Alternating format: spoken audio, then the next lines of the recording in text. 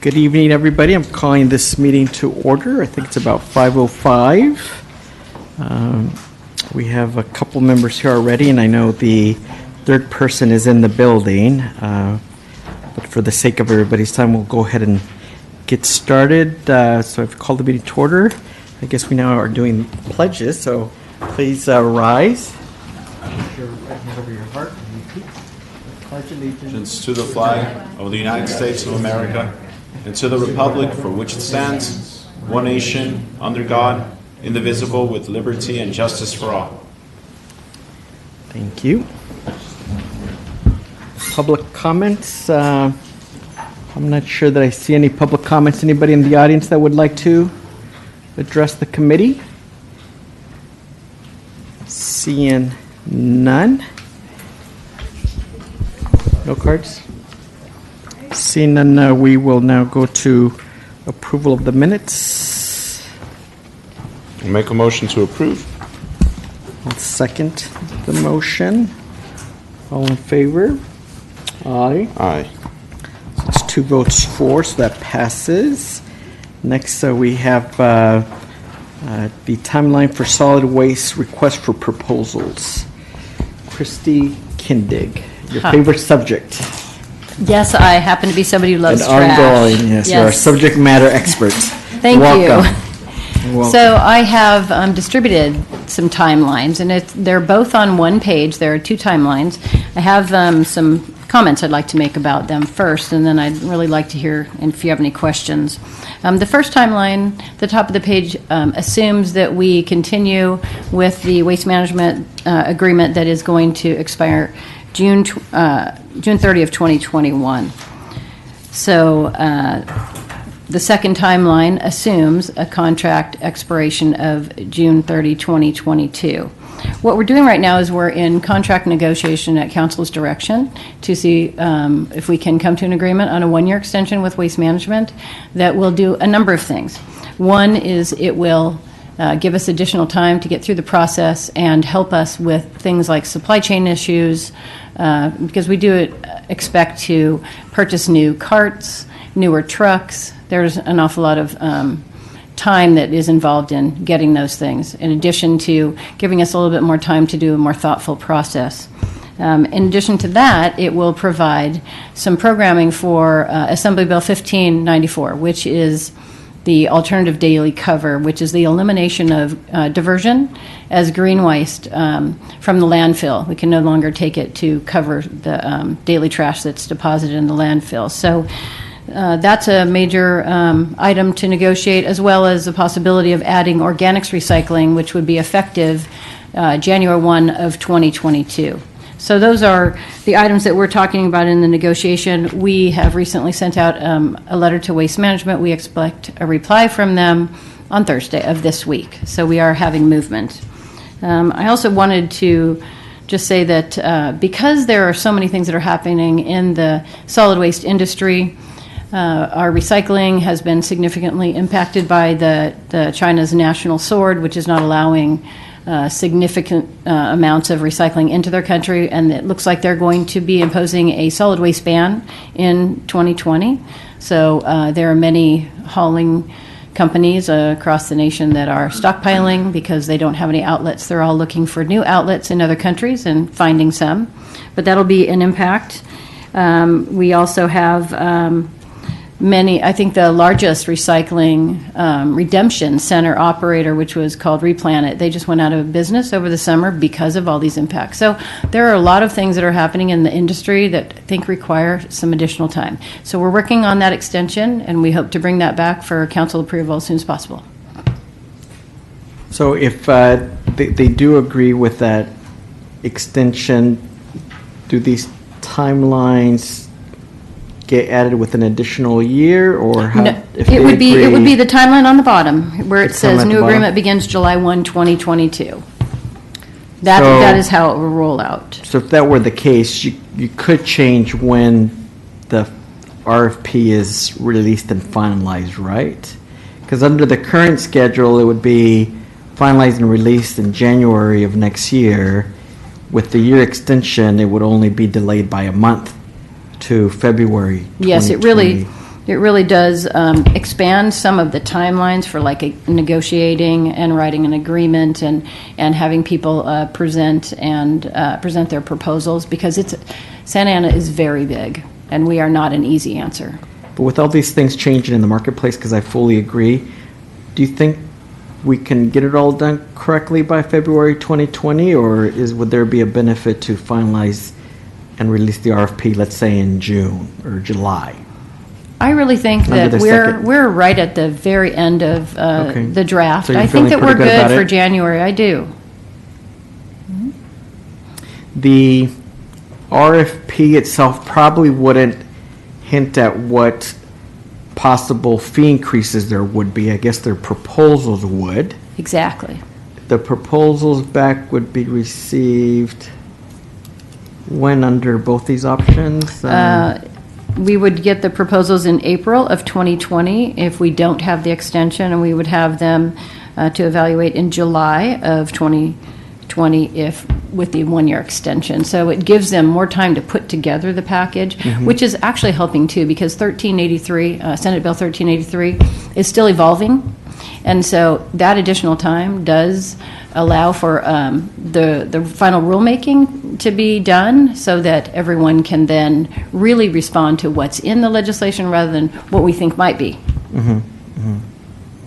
But I think because of the organics law, people do expect a pretty substantial increase of proposed rates. Right. How it will impact our city, to And be seen, but. And also, I don't think that the general public has much of an understanding of 1594, the alternative daily cover.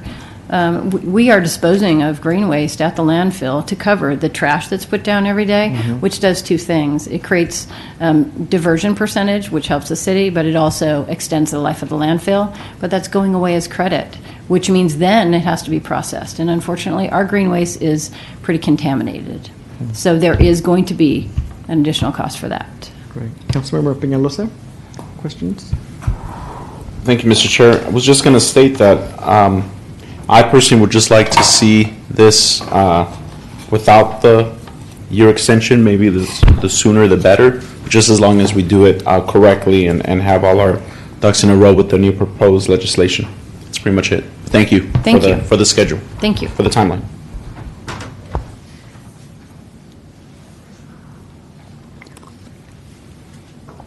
But on that point, I think by council action, and I don't know how you voted on it, we voted to extend it another year, which is why it's under, you're trying to negotiate that right now with the provider, right? Yes. Okay.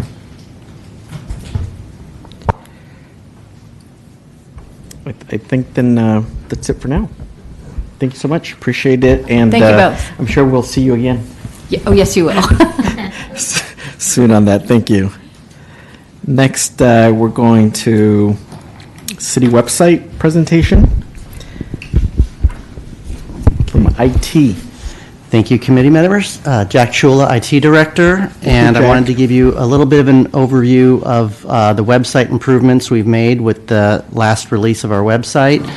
To give a little bit of background, the city's website was originally created back in the 1990s and was a static website that just basically consisted of a whole lot of plain HTML pages that really required updating and processing by IT in order to get updated. And the website stayed in that basic static situation up until last year, 2018, when we finally did a major update and moved away from static websites and went to a dynamically driven database content management system. So it was a major undertaking to move up to the site. So although there was some minor design changes over 20 years, this was really a big architectural change. I want to introduce Alex Green, who is the project manager on the website. He's our website administrator, and he went ahead and managed the project, upgrading to the new system, and worked with all the departments to get it updated. And I'm actually going to have him show some of the website as I talk about some of the features that I've put down on the presentation. The first thing we want to do was have more of a modern design. The prior website was a bit dated looking, and so we wanted to take advantage of some of the later design elements. One of the design elements was to have a website that scrolled down and had different sections on it. So our homepage now has quite a bit of information on it. We start with having the top services in large buttons right in the front where users can see them right away. We also have notifications, and the notifications can get entered in immediately through a back-end form and can get posted on the website immediately. So if something comes up that we need to notify the public on, we can put that in right away. As you scroll down, the next section... Calendar order? It goes in date, time order. Then the next section has featured content and events. So these are news items and then dates and times of different events the city has. Again, with the events, they're all entered in on the back-end form, so you don't need to know HTML to enter it. The back-end users throughout the departments can enter in events and put pictures in, and they'll show up in their departmental pages, but then you also can promote them to the home page, where they show up on the home page. Another feature that it's not really related to the website here, but with the new mobile app, it pulls in this events. So from this same database of events, it pulls it into, using an RSS feed, pulls it into the app. So the app has the same events on it as the website. News items are also entered in on the back end, and if you go into department pages, they have news items, and then we have the major news items that get promoted up to the home page as well. As you scroll down from here, the next section just shows a feed of the social media, main city social media sites. Then when we scroll down, we have the Our Santa Ana section. This is a section where we can have different components or links out to different portions of the website, such as open government, the ward remaps, housing programs. These can be changed in and out whenever we want to. They're almost like a deck of cards. We also can scroll over and have different ones, so we can add more to it if we want to have something that we want to spotlight, and we can rearrange the order of these. So it just gives us another link on the home page to anything that we want to highlight at that particular time. Scrolling down, we have a map, and this is an interactive map where we can change different things that we're showing. For example, right there, he's going to select on the public Wi-Fi, click apply, and now you can see all the places where we have public Wi-Fi available. And so there's using that drop down, you can see different categories of items. One of the other features that we felt was very important was to have our website design be completely responsive so that it will look attractive in either a phone or a tablet as well as a PC. And as you'll see at the end when I show some of the analytics, we'll find that actually we've now crossed over where we have more than 50% of users coming in from either a mobile phone or from a tablet. So they've now eclipsed the mobile users have now eclipsed the desktop users. So that was an important feature, and we've worked hard to make sure the menus and the buttons and the pages all look good, even on a small form factor. We've also added forms and newsletters to the site, so we have more online forms. This is an example of the film permit contact form. We have some other forms that we're going to show. Public records request form has now been added on. So there are several, and we're continuing to add more forms as we go along. The ability to post alerts and notifications, I already mentioned that that could be entered in on the back end and can show up immediately. Search was another high goal of ours. The previous search was terrible, to put it mildly. People had a hard time finding anything. The new search has made it a lot easier. You could type in a search criteria and we get better results back. In this case here, we're looking at the elections. You put in elections, it shows the election site. And one thing I wanted to point out about this particular site is last year it had to be updated all by IT. This year IT wasn't involved in anything at all. And when we went out, we noticed the city clerk's page has been kept up to date. And that was one of the goals, was to push out the content editing to all the departments so that each department can update their content, keep it fresh, and they don't even need to work with IT. They can go right in, do it, and it promotes right up to the website. And the goal was to try to have fresh content so people came back a lot and you didn't find a lot of stale things out on the website. Another feature is the translation. So although it defaults into English, we have the ability to switch to Spanish, Vietnamese. It also, the website, the CMS, has the ability to where, although we generically will use Google Translate, if we have specific pages that we want to translate ourselves or use a professional translator for, we can put that in. And the way the content management system works is it'll first look to see if there's a signed translated page, and if so, it will show that page. And if there isn't, then it defaults to the Google translated version. So sometimes Google Translate doesn't do a good job of translating. We have the ability to override that with our own translation. So we have some flexibility there. The built-in calendars and events, I already talked about that. Let's go to the Open Data Portal. So building in an open data portal was something we wanted to build into the site. So when we go to the open data here, we have different sections of it. The first section here is dashboards. If we go into the dashboard page, we have multiple dashboards. We show some graphs here, and if you click on the graphs, you can actually go get the raw data as well. If you scroll down a little more, we have some other portals that other dashboards we've added on. The city parks, the homeless services. Click on the homeless services. You probably have all seen this one already, but it pulls in basically a presentation that you can scroll across and get different statistics that are all updated on a regular basis.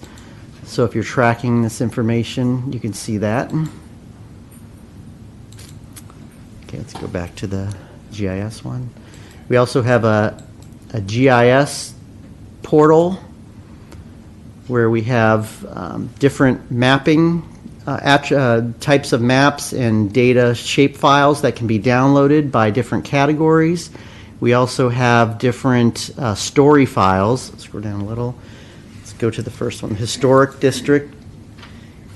On this story file here, you can see a map of all different buildings within Santa Ana.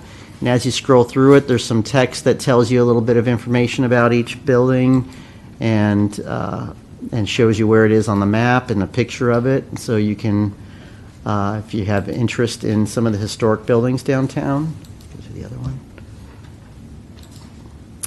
And then the Santa Ana Major Development Activity. This story map here shows a map of different developments throughout the city. You can either click on the tab on the bottom to see information on it, or you can actually click on the pin and get the same information on it. So just another tool out there to kind of allow the public to see what's going on. Okay, go back.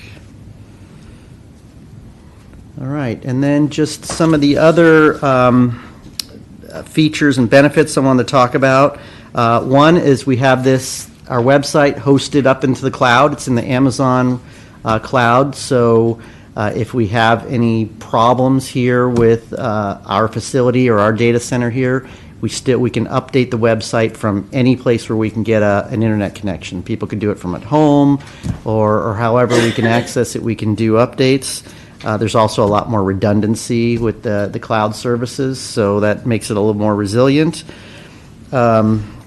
Used to cost us before, for every editor internally that we had that can work on the website, we had to pay an extra license.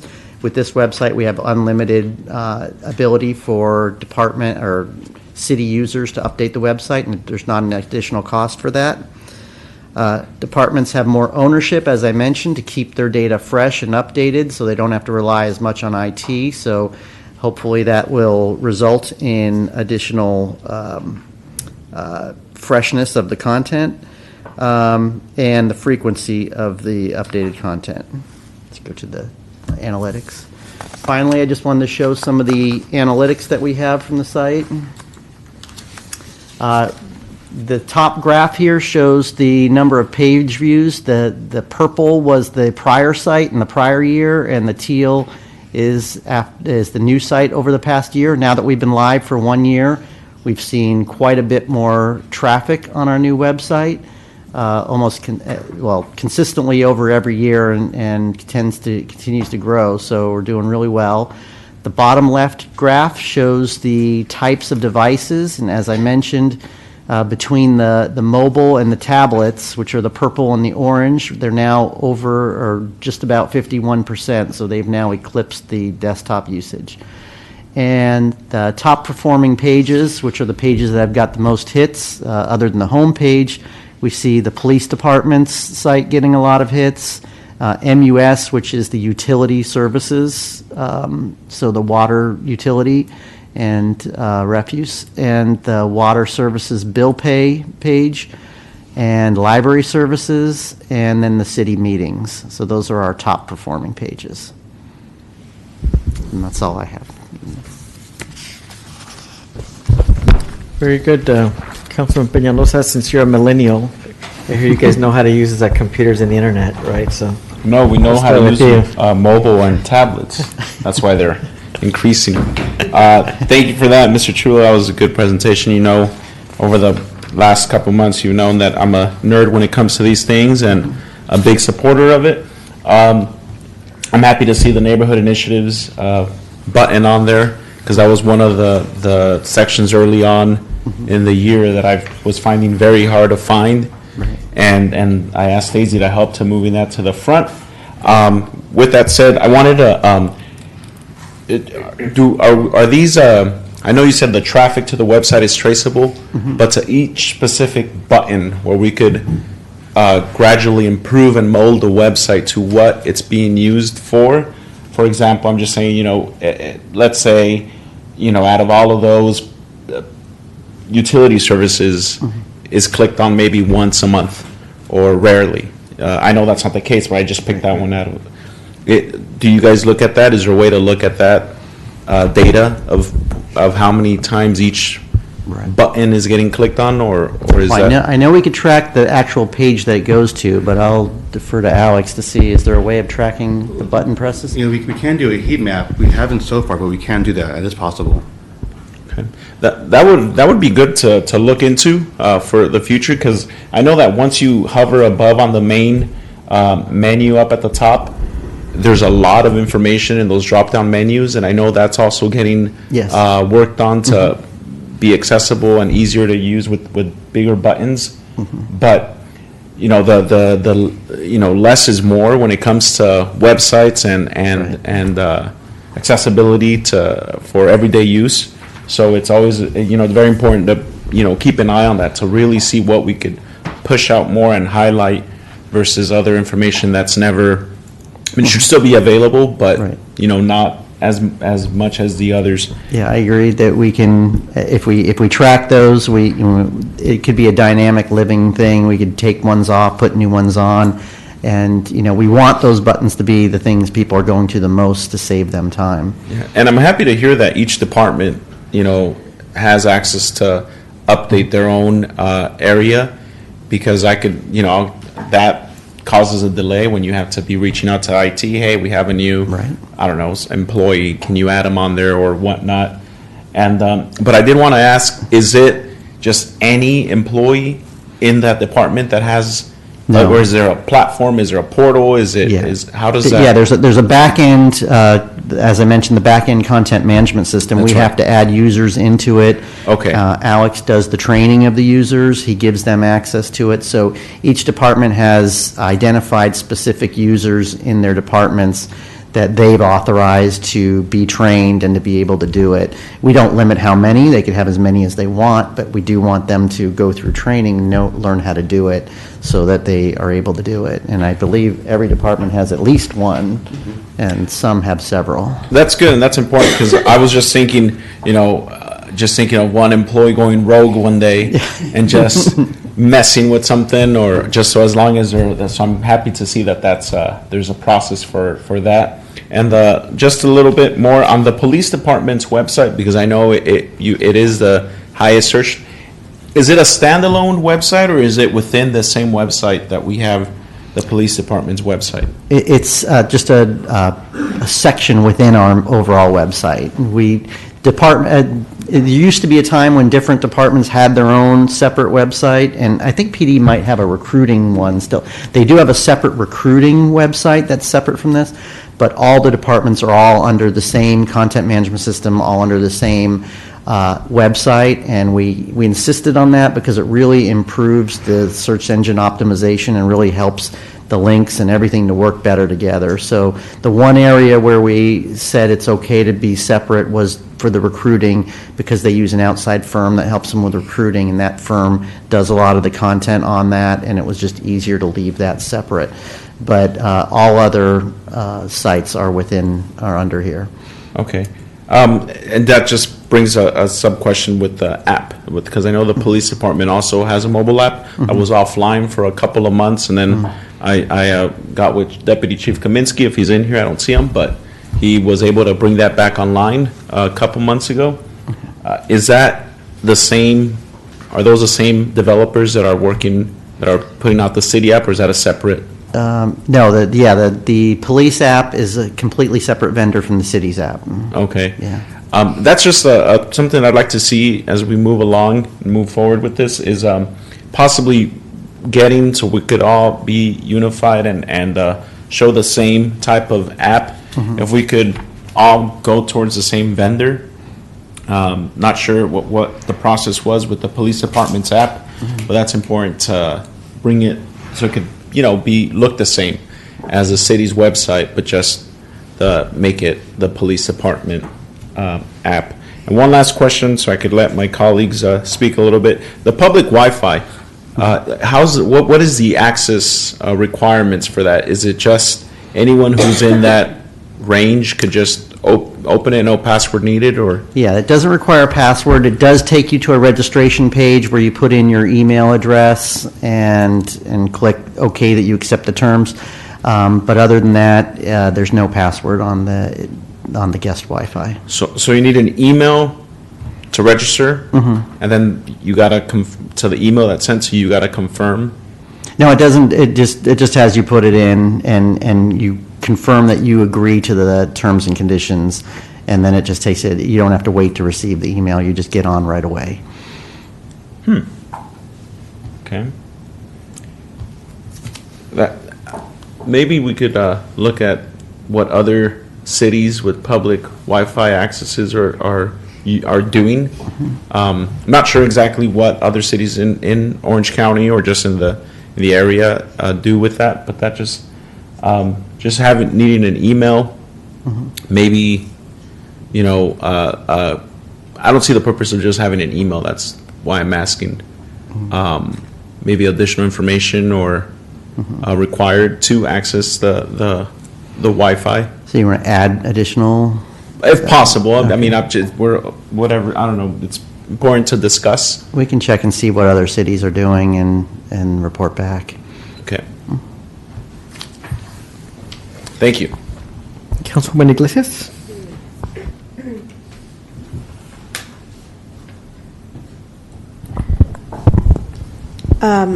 One question that I have is with the with the Parks and Library, I guess, tab or whatever you call it.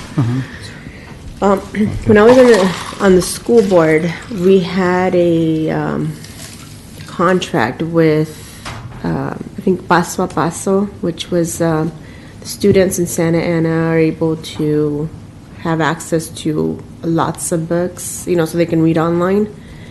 Is that something that we could potentially collaborate with the school district so we can also have a link to that? So maybe here they could also go in there and put like Paso a Paso, you know, for the Santa Ana residents, so they could also maybe through our website access those services. Yeah, I could, is that through library or parks or? It would be through the library, I would say, but I know it's just they're online books. Okay. They're digital books, so they have access to it. So I'm wondering if that's, because I know when I was on the school board, that's something that we discussed, to have a partnership with the city. Okay. So I'm wondering if that went anywhere. Okay, I can talk to the library director. From a website standpoint, providing a link to something, there's no problem with that. I mean, technically, that's feasible. If there's any rules or reasons why we could or couldn't do it, I would have to defer to them and find out, but Yeah, if you could find out. I could 'cause look into that. Yeah, especially to increase the literacy of, Sure. you know, of our students here. And also, when it comes to the budget, do we have a link or something to the budget? I think that, for me, that's one of the top services that people would want to be looking at. Okay, we'll show you that.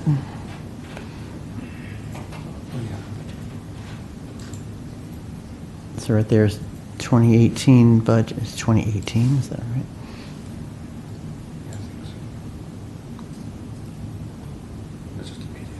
That's last year's, it's 2018, 2019. So we can go to the finance site. I know. Probably search on budget too. We'll test out the search. So could it be like that, you know, how you have those 9 different, yeah, so- those, is that what they're called, tiles? Yeah. If you could add some, I mean, that at the top right there. So Yeah. I know that's something that we like. Yeah, it into a looks lot. like we had a tile there, but it looked like it was the 2018, 19, needs to be the 19, 20. Oh, has that been finalized, 19, 20? Yeah, it's been finalized, and we have part of these community members sort of it all. We have finance on the budget homepage here as they're here it is here. We have budgets as far back as 06 and 07, and if you click on each link, you'll see the presentations related to that budget year as But- well. But how did you get to this page? Navigated through finance, Yeah, through the finance but department. we can put a tile up. Yeah, could Yeah. you? I think that'd be easier. To your point, yes. Yeah, I okay. think it was also in the search results too, when you put in budget. And, no, this is really good. I'm glad that, See if you with go down. the little nudging from Councilmember Peñalosa, this is finally getting up, and, yeah, thank you for bringing it up. I think it's a nice way to connect with the community members. And just one more question before I turn over to the chairman. For the, you know, how when we have issues that say, you know, we have graffiti, we have, you know, we see it out in, you know, in our communities, Yeah. where would we go here? So, right there on the Report an last issue? blue button right there, report an issue. Uh-huh. This actually goes into the same report and issue database that the app does. So Okay. if you don't have a mobile app and you just want to do it on here, Mm-hmm. you can go in here, pick any of the types here, and Say so there's graffiti. graffiti right Okay. there. If you click on that, brings it up. You can put a little dot on the map where it is, and it'll go right into the same system that's used with the app for the graffiti cleanup. So all the same types that are available on the app are available on the website as well. Okay, cool. Thank you. Those are links to take you to download. Pardon? Those are Apple Yeah, Store, yeah, Google exactly. Play Those links will take you to download it. Depending on what type of phone you have, you can click on that and it'll take you right to it to download it. So I want to try to promote the apps. I know.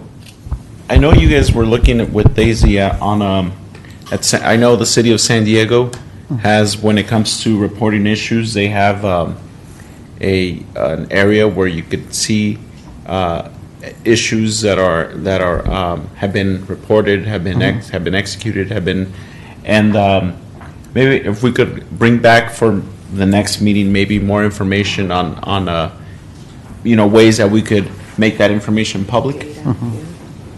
Which information can you? Just data on a number of graffitis. Oh, related to the app yeah. itself. How many potholes were filled through because of the app, or how many graffitis were Yeah, that'd be removed. great. Just statistics on Right. exactly how many things are getting addressed because of app submissions Yes. and website. Not just the app, but I know it's more to differentiate data and which ones came in through a phone, which ones. But I mean, it's also I'm encouraging every resident I come across to use the app. I got an email from a resident saying, "Hey, I've called this graffiti 3 times, and I said download the app. It's 2019, Right. and they did, and Yeah. they thanked me a couple of days later because it was a lot quicker. Not saying that it should take, but it facilitates everything for everybody. So. Yeah, the great thing about the apps is it really turns all the citizens into sensors that are notifying us of things that we had no way of knowing about before, unless you just happen to drive Right. by it. So it really is a good feature. Councilwoman, anything else? No? Just a few more that haven't been answered.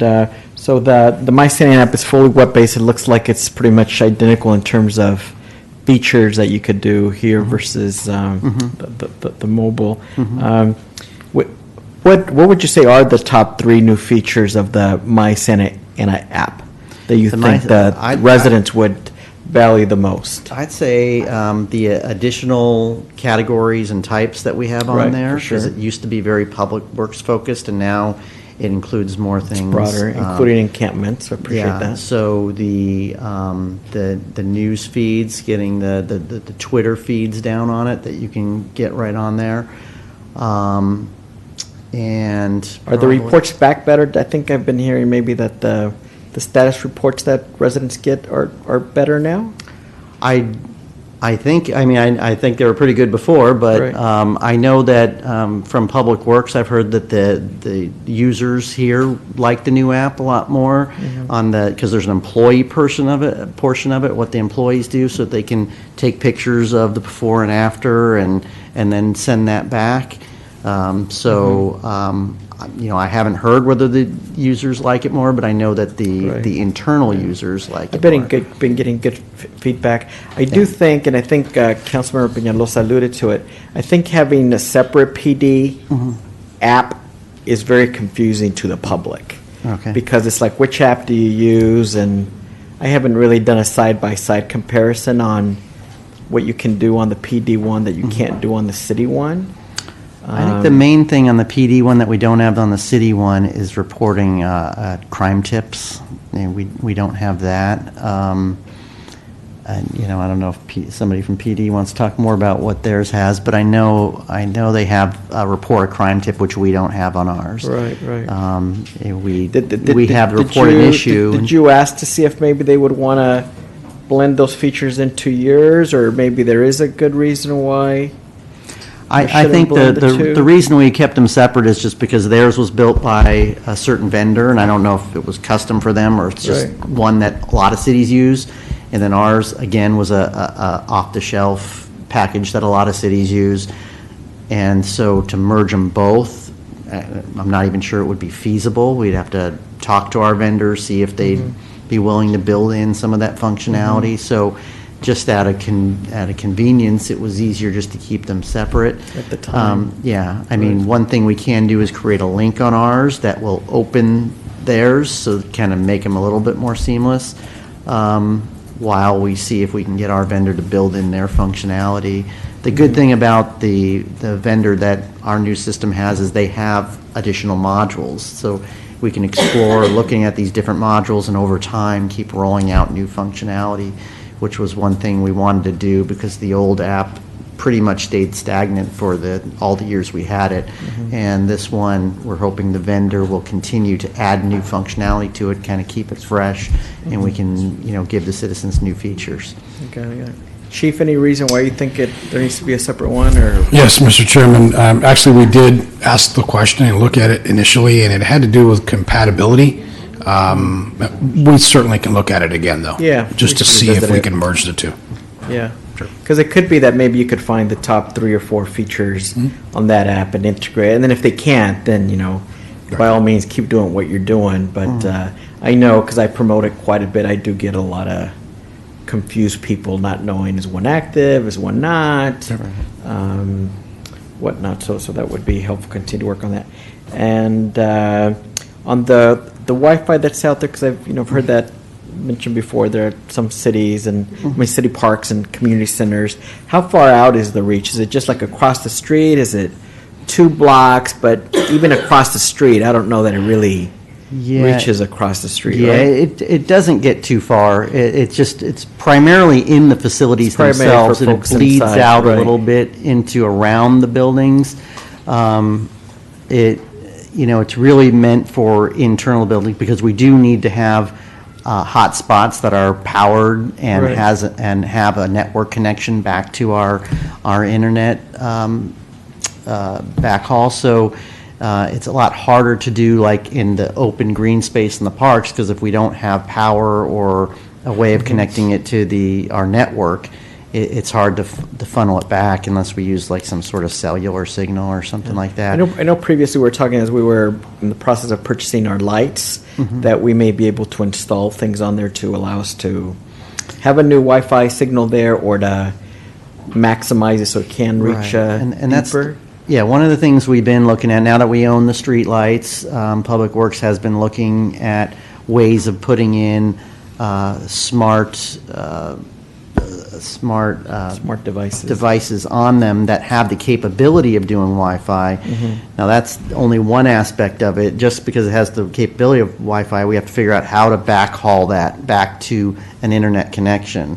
So that's usually where a fiber network needs to be in place, and the city currently doesn't have a fiber network that would allow us to backhaul all that back to our internet. And then we'd have to have a big enough internet pipe to handle all the traffic that would go through. So there is an investment involved, and we are moving in a direction where, if that's something we want to do, now owning the lights, and if we get the smart controllers on and we build a fiber network, we'll be able to do more of that. We're getting closer, but there's a tremendous cost with doing that, which is why, you don't find a lot of cities out there providing free Wi-Fi to everybody, because it's very expensive. Right. Very good. Any other questions? I had one. Yeah, Mr. Councilman. Chair. Thank you. I was just going over you were wondering if, people are liking it, but, and I've submitted maybe like 10 graffiti requests in the last week, and they've been getting removed pretty quickly. So I was showing it off, and one of my friends was like, "Oh, you're a council member. Of course, they're going to remove it quickly. They're not going to." So I encouraged a lot of my coworkers and council members, friends, to download it, and they've been having the same feedback and quick service when it comes to graffiti. So thank you for that. But the one that I did get some comments back that I'm not sure if you would be the appropriate person to address this with, but just with the graffiti removal. I believe there's only one person during the weekend answering to these submissions, and that's probably a topic for somebody from Public Works, if somebody's here, to just make a note. Because I feel like during the week, I know I personally submit more graffiti requests during the weekend, because I'm not rushing to work, I'm not trying to rush to a meeting, I'm driving around on Saturday running errands, and I'm like, I have more time to actually pull over and take a picture. And I feel like more submissions will be made during the weekend. So if we could, I know it's only been out for a couple weeks, but if we could look, to see when the most submissions are made, because I did notice that I submitted one on Saturday morning, and it wasn't taken care of till Monday at like 8:30 in the morning.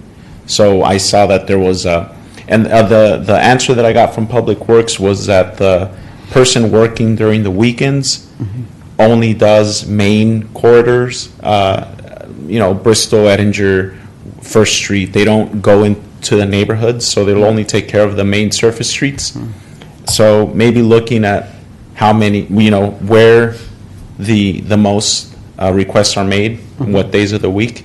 That way we could program the graffiti removal contract people. Yeah, we do have the ability to look at that data. So Perfect. we'll look at that data and get with Please. Public Works and have them take a look at that. Thank you, sir. I appreciate it. Very good, great presentation, great work. Thank you, Jack. Next, item number 4, fiscal year 2018-19 year-end preliminary and snapshot of first quarter for 2019-20. Thank you, committee members and chair. We're just going to get set up here real quickly.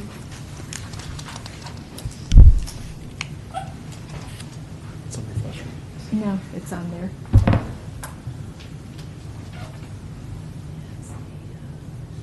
First quarter date. So next Wednesday. There you go. Okay. Great. Okay. Our topics to discuss tonight, we're going to look at our preliminary year-end results. I say preliminary because our audit is not yet complete, but the books are closed, so we're pretty, we feel pretty good about these numbers. I have some other funds that I would like to discuss and highlight in advance of the budget process for spring 2020. And of course, we've got our adopted 1920 budget summary, and we can go through that very quickly because you all have seen that before. And then, of course, the first quarter update for 1920, both revenues and expenditures, and the vacancy report. So here we have the preliminary year-end results for our top revenues.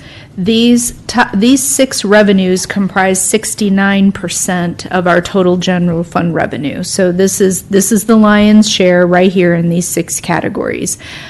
You're familiar with the sales tax, of course, the Measure X, property taxes, UUT, business license, and of course the hotel visitors tax. So our sales tax was pretty much right on budget.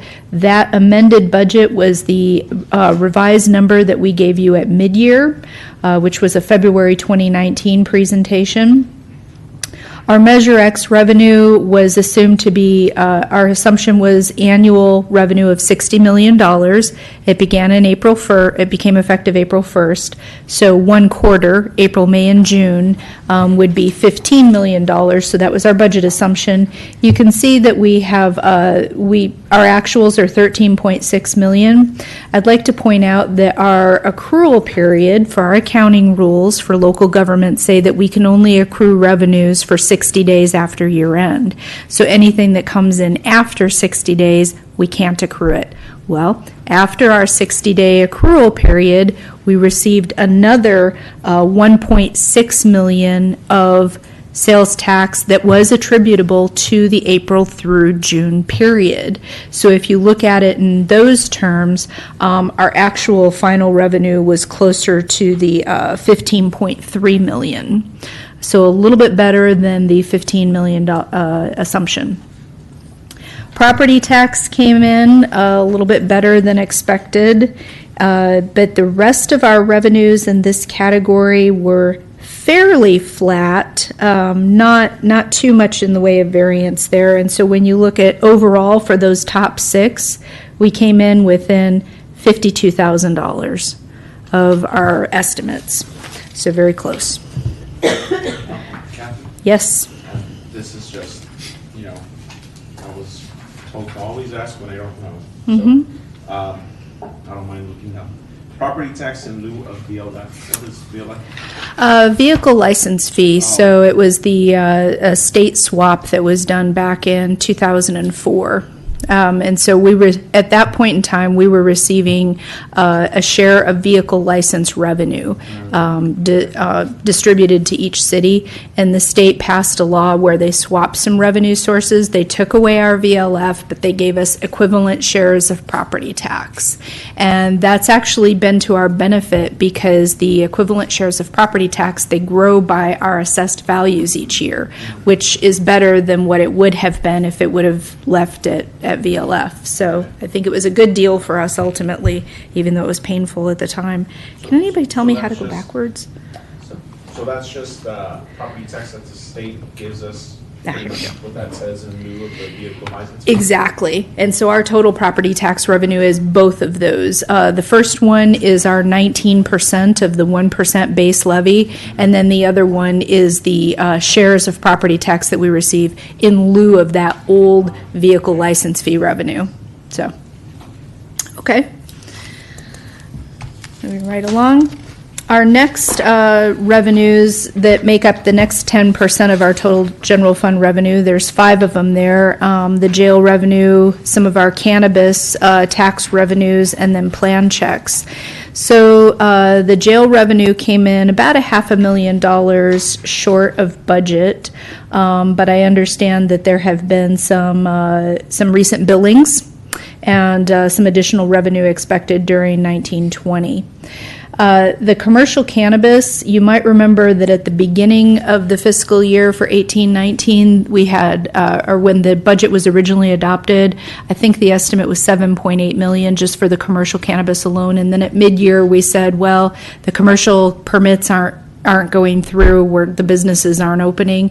So we reduced our revenue estimate down to $625,000 there. And even with that reduced estimate, we still only came in at $218,000. Adult use retail cannabis was about $1.5 million better than our budget estimate. But you can see with the next line item, the medical marijuana tax, that there's a siphoning going on there. So there's a shift from the medical use to the adult use. And based on our first quarter of 1920, we expect that trend to continue. And then our plan check revenue came in just a little bit better than expected. So that set of revenues came in only a few $100,000 better than what we had estimated. So you can see our total revenues, our estimate was $262.9 million, and we came in at $269 million. Well, that's a good size variance. So where was it? It's in that other general fund revenues, which is made up of many, many, many line items. But I can let you know where we saw our positive variance come from. So if you're familiar with RPTTF, do you know what that is?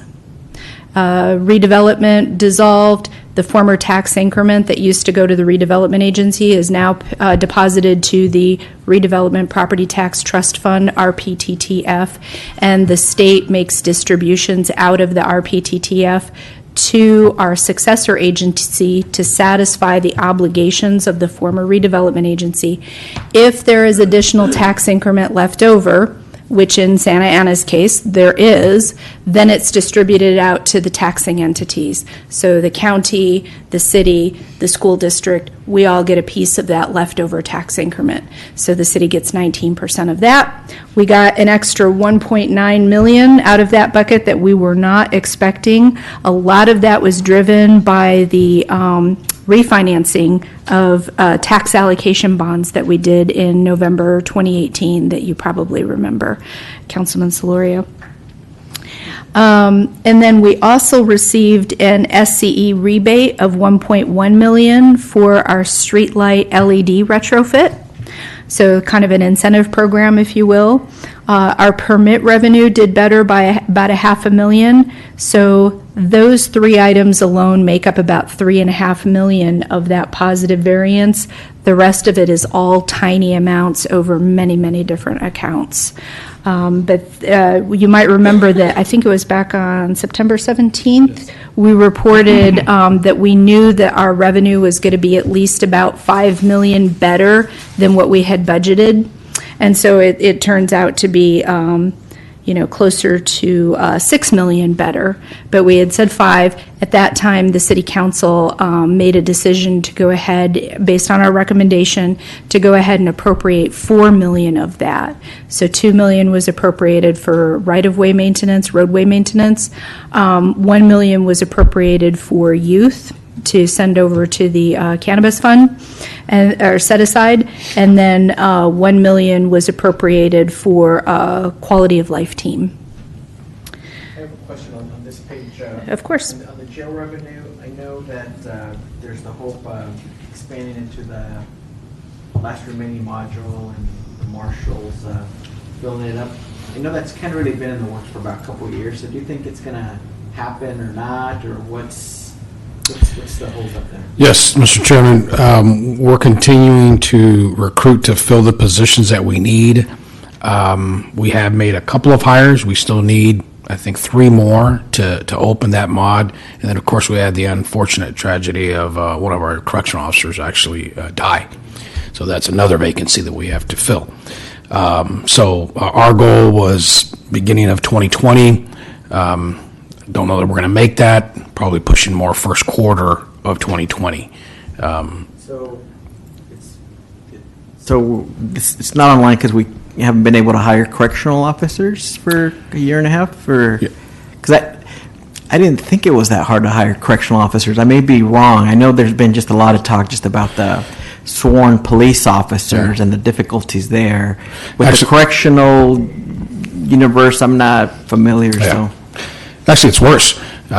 Correctional officers, for a large pool, 20, 30 applicants, we end up with just maybe a very small handful, 2 to 3 that can move on in the process. Wow. Not as enticing either to be a correctional officer, right? It's a definite need that we have, and a couple of the command staff that are here tonight are working on this in addition to the police officer hiring. So it's still a high priority.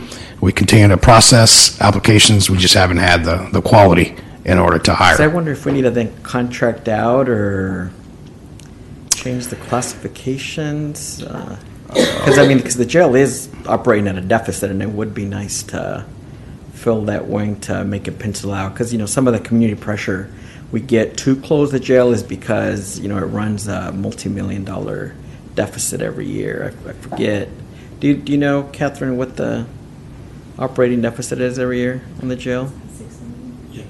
Yeah, It's about 6 million. It's about 6 million. Yeah. And so I thought it was the marshals having issues with timing on when they can come in or not. But if it's 2 years later and it's still just filling those spots, let's maybe look at some other options. Because 6 million a year is it's a pretty penny. So you want to look at options of doing what? Contracting out, Contracting changing out? the classifications, reassigning folks. And how many positions do you think we need to fill to make it operational? Is it 5? Is it 10? How many positions do we need to fill that last mod? Good evening. Any combination of 3 full-time and about 5 part-time, or if we go up a little on the full-time, we have less of the part-timers. Okay, okay. The part-timers are extremely hard to hire. They just don't pass background, and right now we need about 4 full-timers to open that other mod. And I think for some of our newer colleagues, you weren't here when we had the big discussions about the jail and does it pencil out, what should we do with it or not. It is a complicated conversation, but just the mere question of, operating in the red, 6 million every year, if we can't, do better, we maybe do need to revisit what we do or how we do it, or just how to bring the revenue difference down. I know at a certain point, some of the debt associated with it goes away, so that'll help. How much is that going to save us annually? I forget. Per year? 3? Do you remember? I believe it's 3 million, sir. So it'll help us to the tune of 3 a year, but it'll still be 3 in the red every year, and But by that time, the other mod will be open. hopefully. Yes, sir. Yes. What's the, excuse me, sir, what's the revenue anticipated in opening the additional mod? Robert? Carol? It's about $1 million. In the additional mod? Correct. Okay. All right. Yeah, that debt is about 4.6 million a year, 4.6 and it ends negative. in 2024. Councilman Peñalosa? And that $1 million, is that including cost? Correct. Okay. And I do agree with the chair that maybe, even in the meantime, just if we're having a hard time hiring, if we want to do like a temporary contract out, or, you know, I don't know what that means, I'm just thinking, you know, even possibly seeing if we could take a couple sheriffs, or, I mean, I don't know the protocol, but just, yeah, I know, that's why I was like, wait, but, or just someone to fill those positions while we recruit. Okay, so I will add that the correctional officer positions are part of the POA, and so that it very much a meet and confer item if we're looking at even the discussion of contracting out, right? Yeah. Yeah. I had another question about this chart, Catherine. If you could just, I was having a hard time understanding the commercial cannabis, the asterisks. You know, it says 625,000, 218, and then at the bottom the asterisk says includes 4.6 million in cultivation, distribution 2.4 million. Is that? That's an error. That footnote is related to the original budget. Okay. Yes. All right. Sorry about that's that. what I figured, but I just wanted to make sure. I was like, oh, really? Okay. And that's just because a lot of them haven't come online. I wonder, I know our city manager isn't here, but whoever here can report back to her. Maybe we can have the cannabis unit give us a report on how many applications are in for commercial cannabis, what's the status, when's expected to come online. Because I do know that, you know, several are in the works, and maybe it just takes time, or maybe there's something we could do to move it along. Thank you. I will definitely look into that. Thank you. Anything else on this one? Yeah, I just have a question, clarification, I guess, for the jail revenue, and I guess the cost of doing business at the jail. Does this take into consideration, I think, the bond or whatever it is that was brought out in order for us to build the facility? Yeah, what you're looking at here is just the revenue side of it. So the expenditure side of it does include that debt service for that bond. Yeah, but that's pretty much almost over, isn't it? When was it? 2024 is when it expires. And then after that, then it'll be... Our theoretical $6 million a year deficit on the facility, if we didn't have the additional cell block open, would be reduced to maybe about $1.5 million, something like that, theoretically. I know that Christine she had mentioned something about increase, and I don't know if that was part of one of our items that we had on the agenda, increasing, I guess, increasing the amount to bring in inmates or house inmates. Yeah, there's a daily rate that we charge the federal agency that sends us inmates. I think she's looking into trying to get an increase on that daily rate. I'm not sure where she's at in that process. Oh, okay, could you find out? Because Yes. because that would definitely increase then the revenue coming in, right? Because I know I think right now she said we're like the least expensive among all, I guess, jurisdictions in California. So this would bring it up, significantly. Yes, if I can add, our daily rate currently is $105 a day, and I know that the sheriff next door is about $124. Now, they do offer additional services, but I think our ask in negotiations would be somewhere in between there. And we have begun that process. It's in progress. Yeah, okay. So then bringing it up, say, to 124, what would be the estimated amount? Well, if you compromised between the current rate of 105 and the sheriff's rate of 124 because we don't offer all of the services that the sheriff does, then maybe you might be looking at something like 115 or so, which may be about a 10% increase of the rate that we're currently at. So our revenue would go from something like 16 million to maybe 17.6 million. So you'd be looking at like a $1.6 million increase. And theoretically, that would close the gap between when the debt sunsets and the shortfall that we would still have at that point. But again, this is all assuming that that third cell block isn't open. Okay, could you just get back to us when Christine plans on doing it? Absolutely. Okay, thank you. Be happy to. Okay, so this is the expenditure side of the equation. You can see that the variance by department, the legal level of budgetary compliance is by fund and department, so that's why we list it by department. Our variances by department are not really that significant, but overall, we think we're looking at about a $3.1 million positive variance, meaning that we spent 3.1 less million than our budget. And there were some carry forwards that were approved by the City Council on September 17th, carry forward expenditures to 1920. And so if you take those carry forwards out, we anticipate that we're going to land with an expense savings of about $2 million. Okay. We kind of flip-flop. We should have rearranged our slides here, but okay, this is back to revenues. So this is just a recap. So remember, we talked about the total revenue positive variance being about $6 million, and we've already committed to $4 million of that with the September 17th adjustments that we recommended and City Council adopted. And then on October 1st, the City Council appropriated the Southern California Edison rebate that I talked about that was part of that additional revenue. And so we're down to an anticipated excess revenue of only about $600,000. So when you Remind add... us on that rebate, what did we do with those resources? That was for the, let's see, I have that here.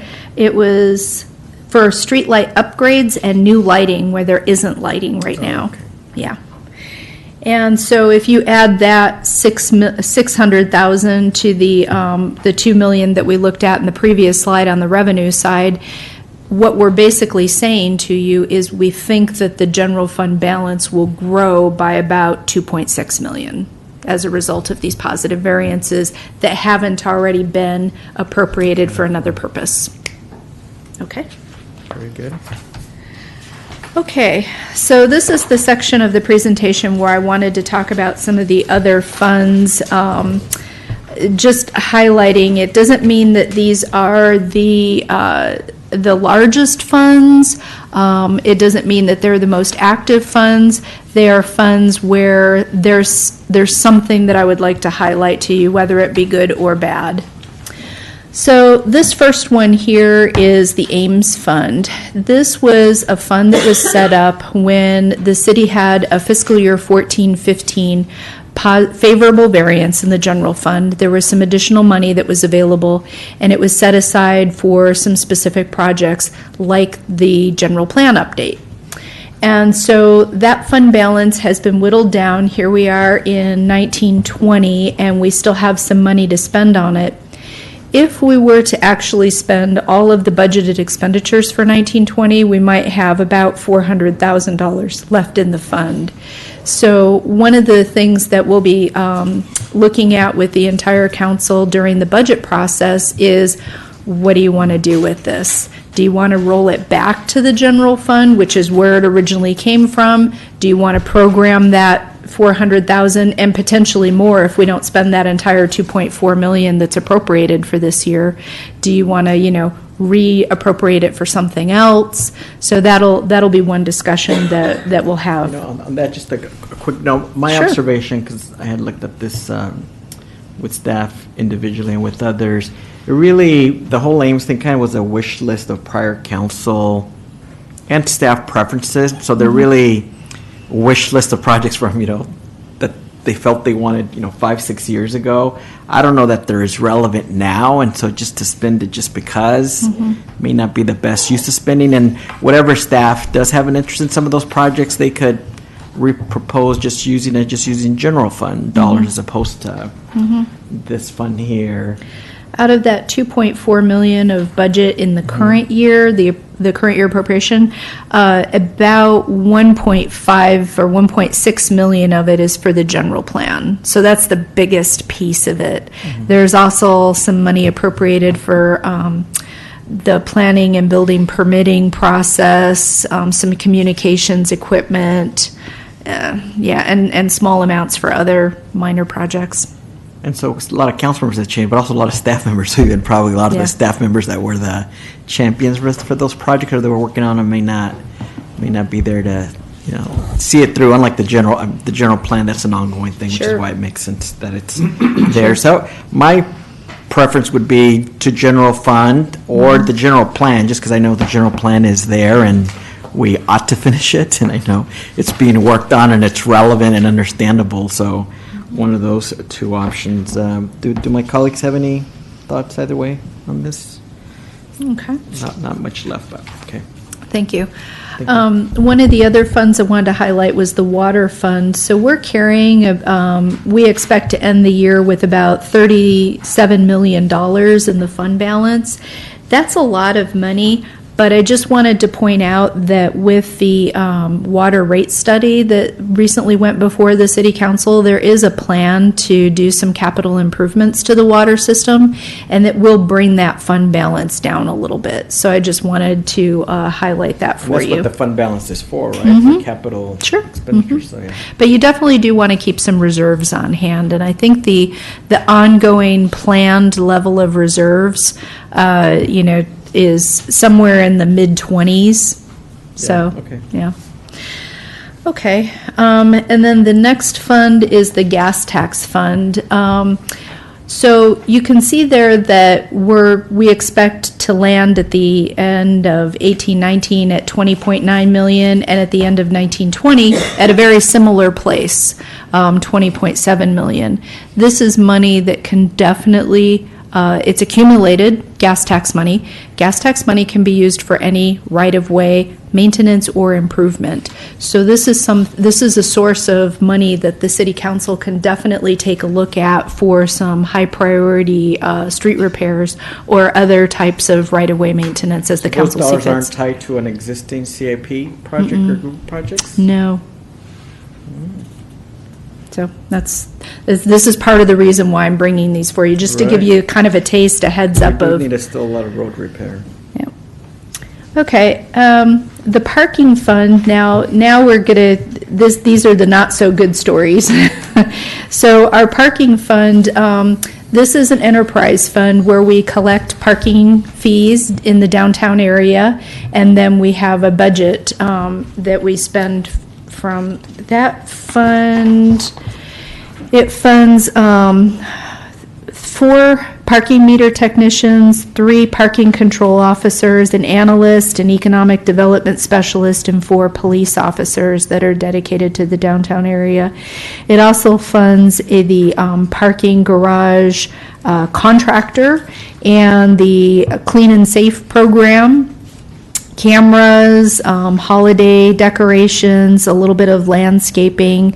So this fund pays for a variety of things. If you take a close look there at the revenues and expenditures, you'll see that we are spending more than the revenues that are coming in. The parking, our costs have increased over time, and those revenues are just not keeping up with it. So we have a 19-20 adopted budget that would put us in the red. The good news is we have a plan to not spend that entire $6.5 million appropriation that you see there in the 19-20 adopted column. We're unfortunately, for the chief here, I'm asking the police department to absorb some overtime costs for police officers and a contribution to the unfunded liability payment.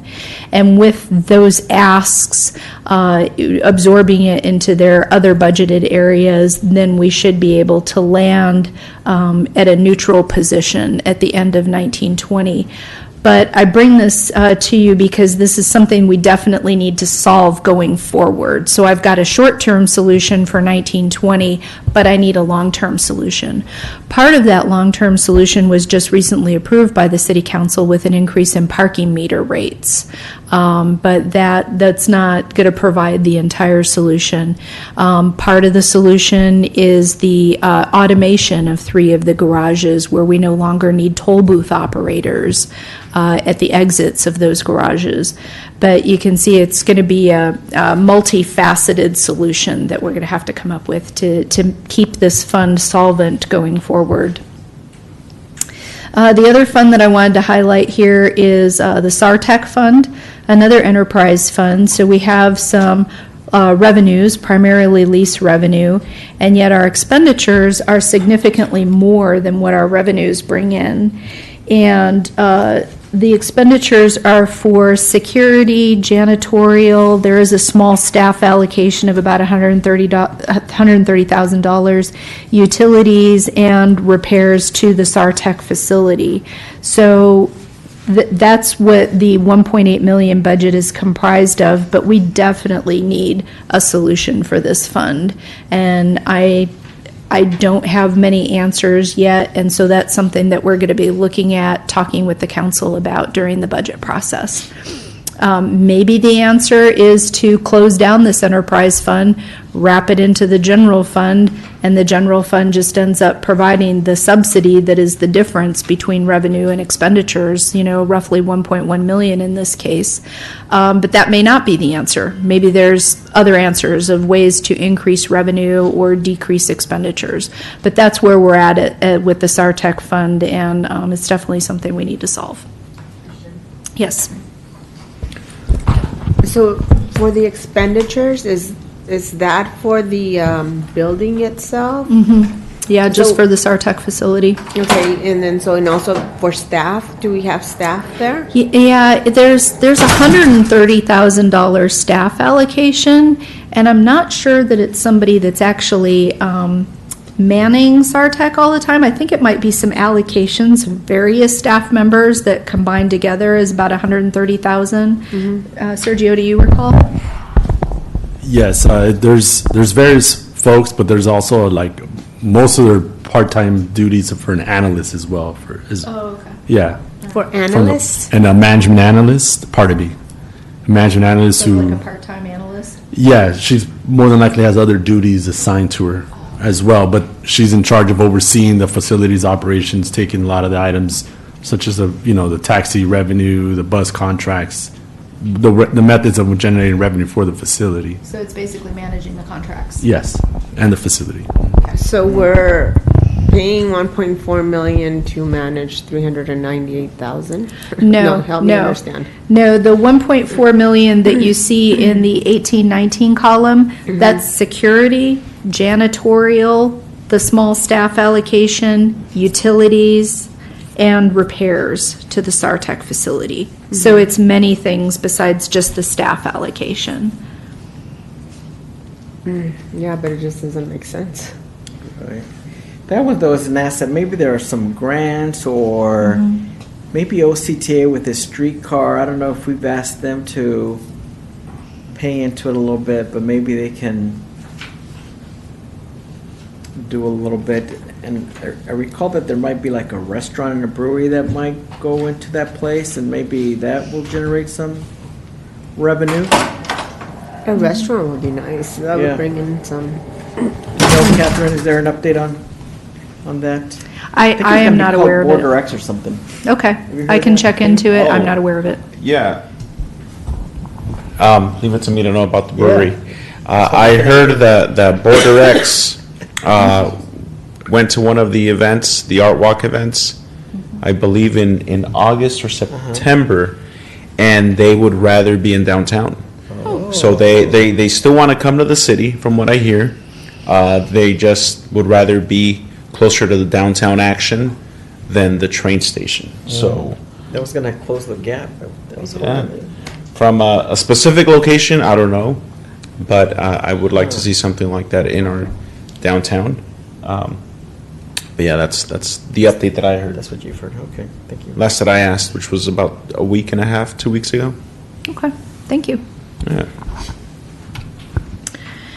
Here we have, so the city pays, we have a liability fund where the city pays some claims, liability claims, as well as liability insurance. And then we have a workers' comp fund, which is self-explanatory, but we'll talk about the liability fund first. So we anticipate landing somewhere around 3.6 million at the end of the current fiscal year. But if you take a look at our revenues and expenditures, again, this is another fund where we're spending more than what we take in. So this is an internal service fund, and the revenues to this fund are basically charges to departments. And most of those charges are paid by the general fund. So what we're really talking about is general fund money that goes into this liability fund and pays our liability claims and our liability insurance. So if you look at 18-19, you can see that we were upside down by about $2 million, meaning that we drew down the fund balance. We expect to draw down the fund balance significantly again for 19-20. Maybe not so bad as what you see up there, because that budget of 16.8 million was for a higher cost of insurance than what we ended up with. So from what I understand, we're looking at saving a couple $1 million there with the insurance that was purchased for the current fiscal year. But you're still looking at a drawdown of the fund balance. So that's why I'm bringing it to you just as a heads up. This is another problem that we're going to have to solve, another challenge to solve for the future, is how are we going to fund this liability fund going forward. It really is general fund contributions, but that's another drain on the general fund budget. So a conversation to be had during the budget process. But that's been the ongoing situation, right? Nothing different, or is there Well, something it's been different? ongoing for several years, and we've been drawing down that fund balance Right. for several years, and you can see we're nearing the end of that. So that's why it's, we definitely need to find something for 2021. Okay, I have a question. of course. You're mentioning that the expenditures come out of the general fund for The revenue comes out of the general fund, meaning that revenue, the general fund transfers money over into this liability fund to pay for the liability claims and the liability insurance, Okay. for the most part. Okay, so so it's coming from the general fund, but when it's coming from the general fund, does it come from each department? Yeah. So every department pays different amount? Yes. Okay. And then the workers' comp fund, our current adopted budget would have us, maintaining our $6.6 million fund balance, and so that may be okay, but I'm just providing a little bit of a cautionary tale here that our actual expenditures last year were 10.6 million, and we only have 9.5 million budgeted for this year. So I wouldn't be surprised if our current year expenditures exceed that budget amount and start drawing down that fund balance even more. So not quite as bad of a situation as the liability fund, but definitely something I want to keep my eye on. It's a cautionary tale.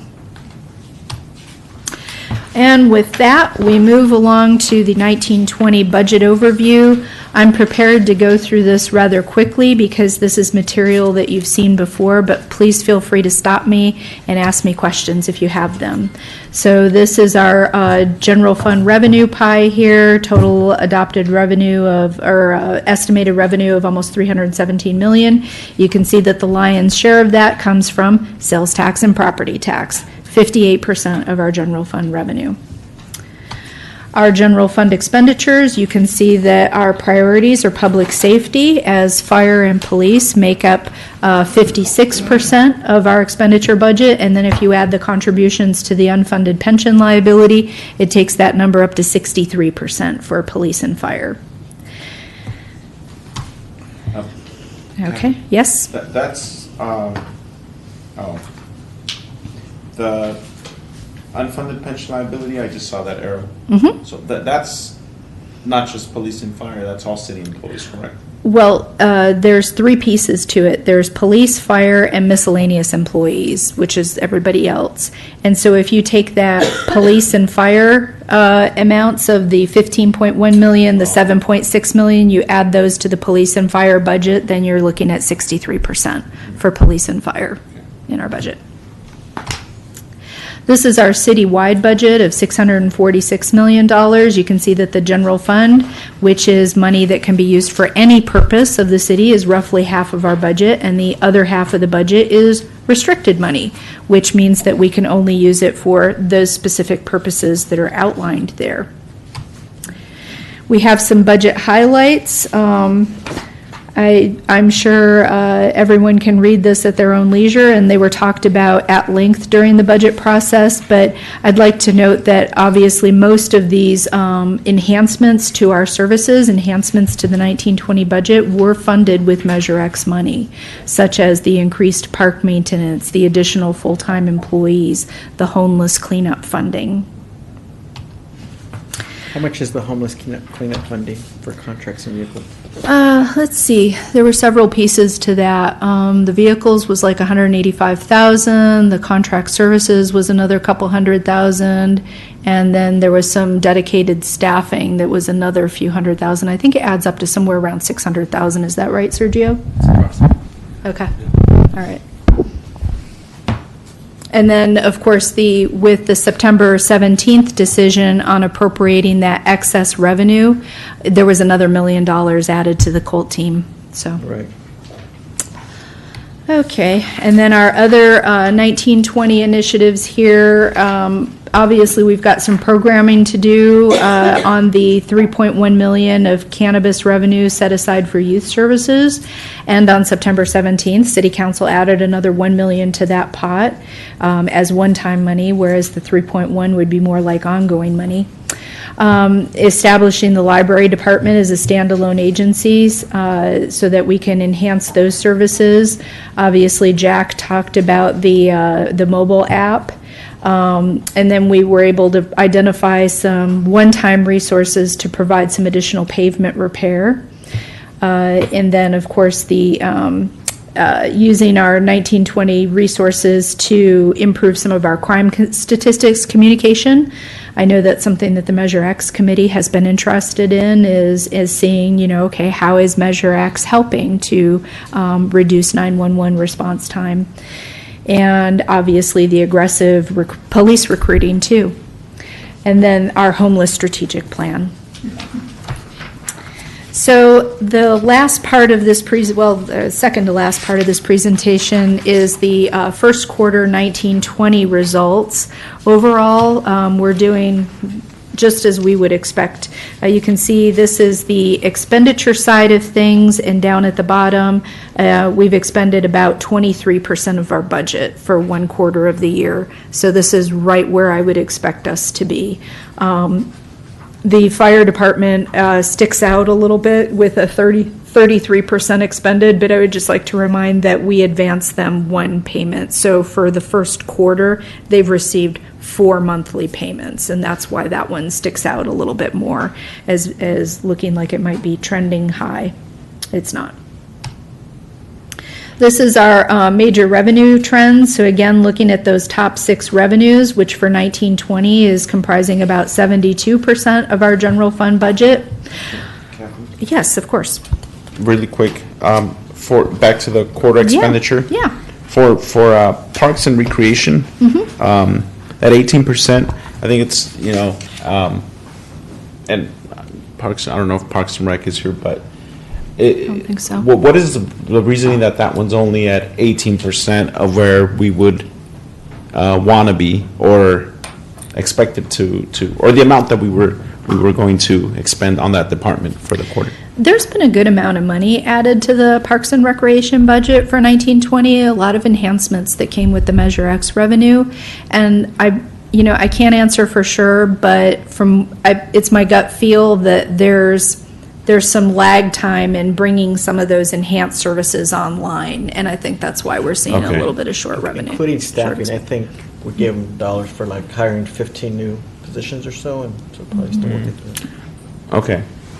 And that's just an area where I feel like we should try to maintain and stay to what we funded to, for maintenance and all of the above. Just those are one of the concerns that I always hear from residents is just the lack of quality in our playground equipment, fields, irrigation systems.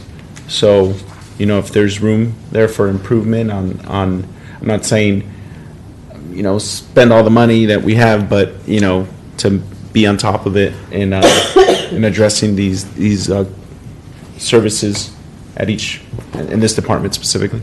Okay, thank you. Thank you.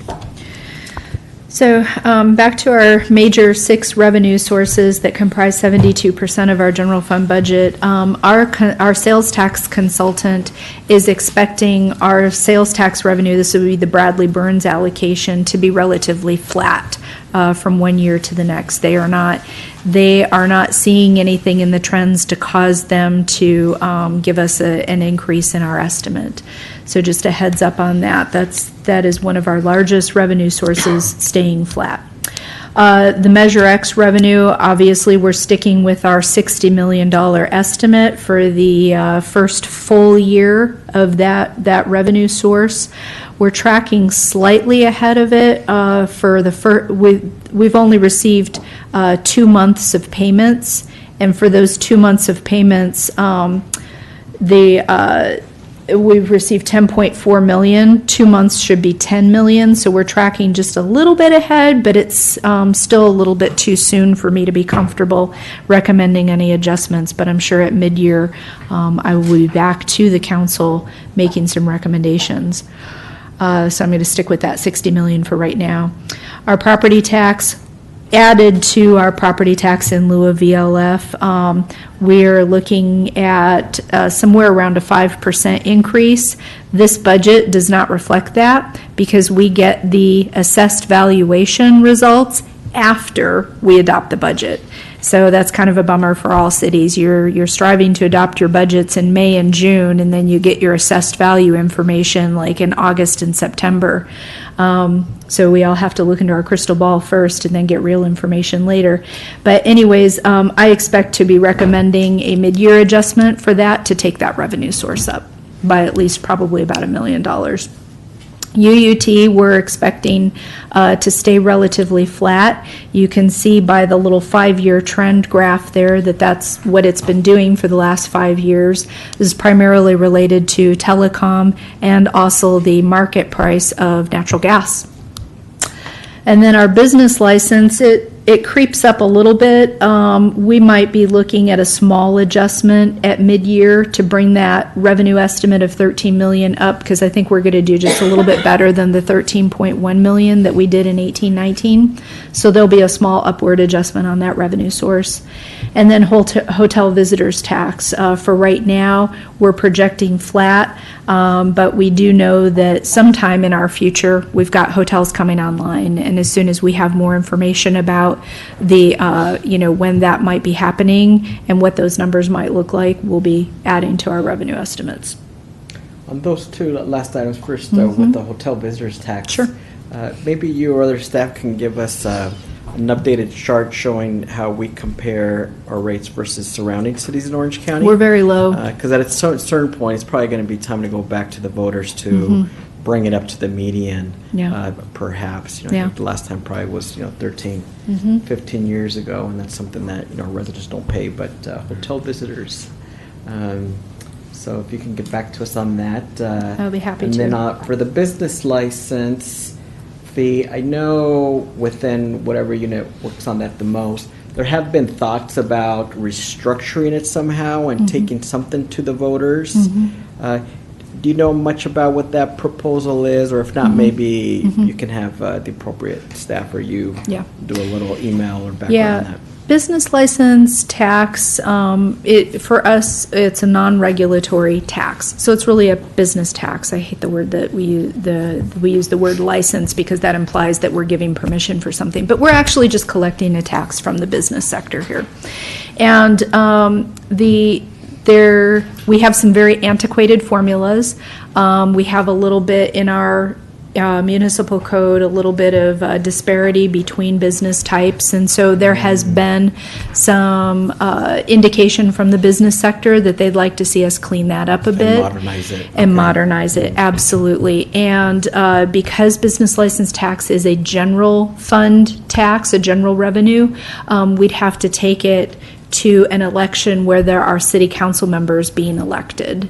And so I don't know, So maybe, November, maybe. maybe. But if you can maybe do a little email. Absolutely. That you could share with the committee members about what that proposal would be and changes and what kind of revenue up or down it would create. I think it generates a little bit new dollars. Yeah. But that'd be helpful.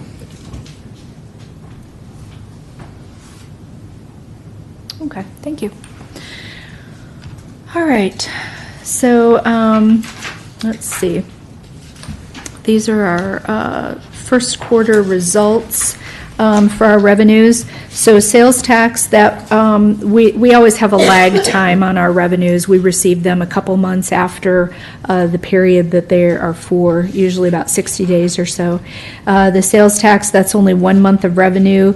Measure X, that's 1 month of revenue you see there. This is all as of September 30th, being the first quarter. Property tax, we receive 80% of our revenue split between December and April. So of course, we wouldn't see that much in the first quarter. Property tax in lieu of VLF, we see 2 payments a year, one in January and one in May. So I'm not alarmed at all that we haven't received anything yet, because we'll get our first payment in January.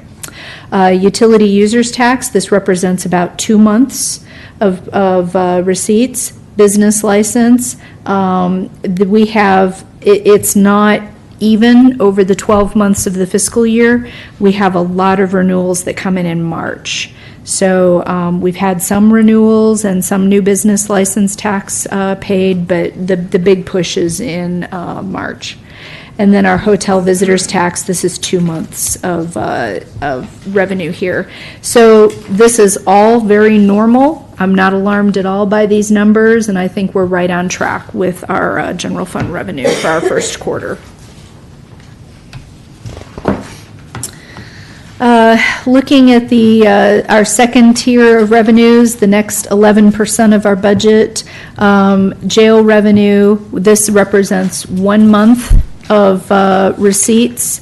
The commercial cannabis, as I talked about earlier, we're behind still on that one. So remember how in 18-19 we had adjusted our budget estimate down to 600 and some odd thousand. We received 200 and some odd thousand. So our revenue estimate for close to 1.5 million for this year assumed that we'd have some more businesses coming online. So I feel that we're a little bit behind right there, but I will report back to the committee on that. I'll find out more for you. The adult use retail cannabis, that's 2 months of revenue. And of course, the medical marijuana tax, again, lagging behind. So we're seeing that same trend of the adult use revenue doing very well and the medical tax going downwards. And then plan checks, that is a little bit low if you were to talk about an even spread over the 12 months of the fiscal year, but that this does not bother me at all, the 367,000 that we've received to date, because a lot of our revenue comes in the springtime with that particular category. So again, I feel like we are right on track with where we should be on that tier of revenues. And so if you look at our overall, we've received close to 27.9 million to date for the year. And then the last part of this presentation is the vacancy report. Again, this is as of September 30th. We have 181 funded vacancies, and 100 of those being funded in the general fund. And I'm guessing what one of your questions might be, so I'm just going to go ahead and tell you. In the police department, the 40 vacancies, 7 of those are sworn positions as of September 30th. And that's the end of my presentation, and I'm happy to answer any additional questions. You know, on that slide, because we have a general, since the PD and the recruitment officers-wise is going fairly well.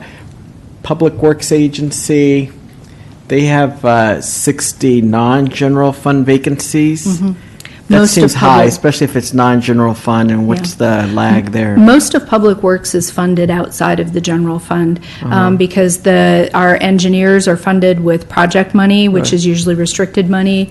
We have a lot of Public Works employees in water and sewer, in, our utilities. So that's, that would be expected that most of those vacancies would be outside of the general fund. And in addition to that, with the 1920 budget, I believe that there were 22 positions added to the Public Works budget for 1920. And with 3 months into the year, September 30th, I'm not surprised at all that they haven't filled a lot But of those. because it's non-general fund, the positive generally for that department is it's a lot of enterprise funding that's pretty stable. So to have that high levels of vacancies, not necessarily good. And Right. there are issues over there in terms of, tracking dollars and constructing projects and being on time. This Yeah. is, Yeah, this This is is not exactly good. the kind of thing Right. that makes it very difficult for Public Works to deliver projects. right. So I know Nabil, Was here. right, and this gets back to, again, it's nice usually to have the big departments here so they can hear the input instead of Yeah. not getting all. I do appreciate that the chief was able to Yeah. join us, but if you can relay to the city manager and I will. the Again. department heads that, for them to give us a email on status and timeline for getting these on board, and if there are issues that require, policy changes or job classification changes or something else, we'd like to know, because there's just no benefit to holding so many positions open. Okay, thank you. Thank you. Any other questions here? Sissy? Yeah, so, for the 100 general fund vacancies that we have, how long have they been vacant? That's a good question, and I don't know the answer to that. Okay, if you could find out, because that would be very telling on, how we're allocating our resources. Also with, the police department, you mentioned 7 are sworn. And so the other 33 are non-sworn? Right. So Yeah. then we've hired every police officer that we said that we were gonna hire? I believe the chief is on track, but I'll let him answer to that. Yes, if I can add to that, we, as everyone knows, have been aggressively recruiting and hiring vacancies. There are still 36 unfunded police officer positions that we would need to fund in order to fill all 384 authorized positions. And just to be clear, what we have on the screen here is only funded positions. We did not include those unfunded positions here. I have a question. Sassy, may I? Yeah, go ahead. It's the same subject. With those vacancies in the police department, the ones that are non-sworn, what kind of positions are those, Chief? Yes, we have dispatcher vacancies, records clerks, obviously corrections. We have a few there. Other support positions throughout the department, clerical, senior office assistants. I don't think we have any more. Do we have any more PIS vacancies? So that's a police investigative specialist. We try and hire those positions in order to redeploy sworn officers out to the field. Okay. And then we added, I think, 7 to 10 new positions into the budget, so there's progress that maybe, I think there's some there too. Because I was just, thinking of, as, we move into the 21st century,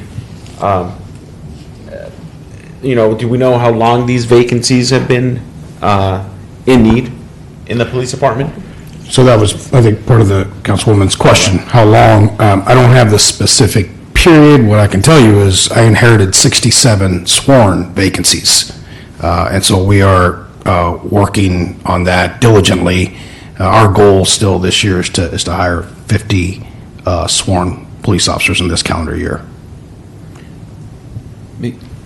So if I could also add, so how long we had the vacancies, is there a need, I guess is maybe where Right. you're headed. 384 police officer positions in this city for this activity level. There is no other busier city in Orange County. Our neighbor to the northwest here, they're TO'd, the table of organization on the sworn side is about 406 or 8 police officers in Anaheim, for example. So, and we provided data on the western states staffing ratio, and that's a general on all the states on the western United States. 1.8 per thousand, we're at about 0.09, so at about half of that staffing. So we very much need to fill all of the authorized positions in order to fulfill all the ask and priorities of the council and of the community. Because to me, it'd be more of a priority to, and I know you have been focusing on the sworn officers, but even if there's room in there to really look at the entire organization within the department and see if maybe some positions at this point, because they've been vacant for so long and funded, kind of just be removed, but use those funds, transfer them over for additional sworn personnel. It's just kind of where I was, because if you mentioned that there are unfunded sworn vacancies that are not funded. 36, but there's 40-some funded non-sworn vacancies. I think this number is total, right, Catherine? Yeah, it's total. Yeah. So there's 33. Oh, okay. 33 funded, non-sworn. Maybe there's Correct. a room in there to kind of, and again, that's a more broader conversation, but One of the things that I would like to add is that during the 1920 budget process, there was some support staff that was added to the PD budget, and it was with the express purpose of relieving some of the sworn officers of back office duties so that they can spend more time out in the field. And so that, could be at odds with that plan because, of course, the idea is to keep them out Right. as much as Okay. possible. So those were, pretty much my concerns too. Just wanted to see, do we really need those vacancies? Because 100, overall, citywide, it's a lot of money. If we're not even filling them, then, I know we project our budgets based on all those positions. And then, so at the end of the year, we're gonna come up, we have this so much money left, we could have used it for something else. Yeah.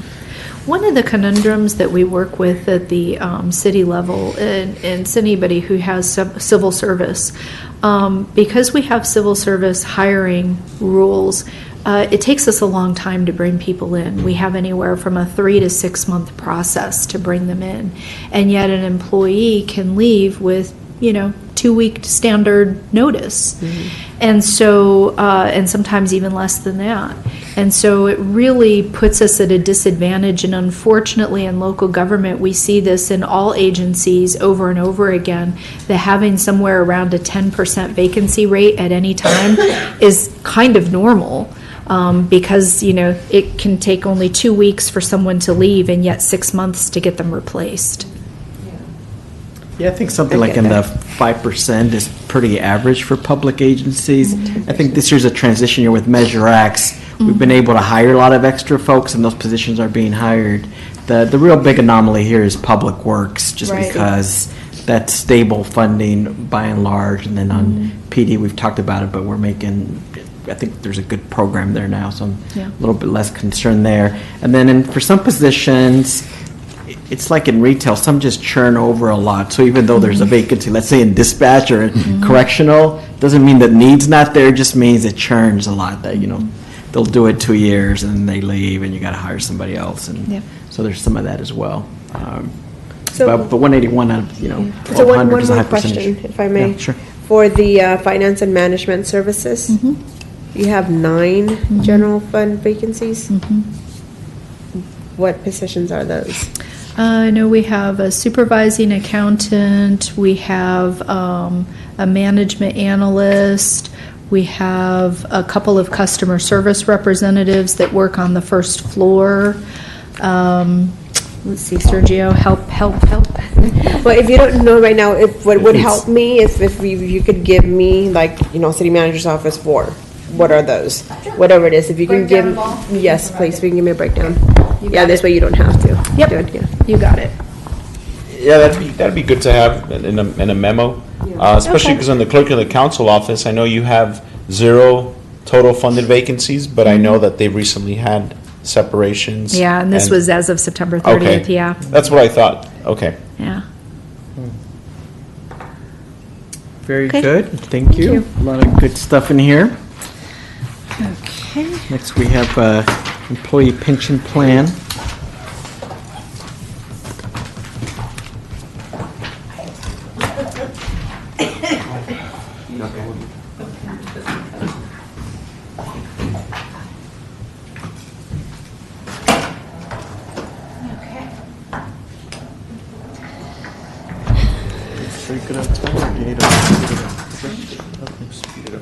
Would the committee like to take a short break or no? No, Just keep we're going? just trying to figure out how much you need to speed it up on this one, Oh, I can get through this one pretty quickly. or not. I mean, a lot of these Yeah. things are familiar, but maybe if you can figure out just a few to highlight. Absolutely. Okay, so the background information is the next set of slides. You all have seen the background information, so unless you have questions, I'm just going to skip right ahead to slide 11. Updated information. For the current fiscal year, our CalPERS assumption is that the investments will earn 7.25%, and then 7% starting in fiscal year 2021. The actual earnings for 18-19 were 6.7% versus that 7.375. So what does that mean? It means higher contributions in the future when they don't meet their investment assumptions. And let's see here. This slide here just shows what could happen in the future if they don't hit their investment assumptions. So you'll see down at the bottom there, 1% return, 4% return, all the way up to a 12% return. So you can see as if they only earned a 1% return, our contributions would increase significantly over time.